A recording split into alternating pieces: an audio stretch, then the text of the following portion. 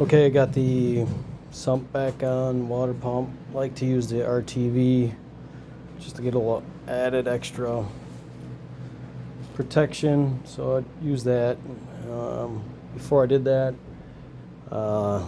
this is my old water pump, and I had that installed, and I spun the propeller, and the shaft didn't spin. I'm like, oh no. Well, there's a little pin that goes in there. That's completely gone.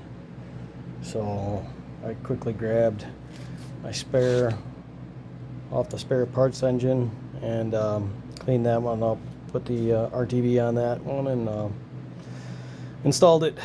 So thankfully I had a spare water pump, because that would have been bad news. I don't know how this engine didn't overheat. Maybe the light was disconnected. I'll have to check that.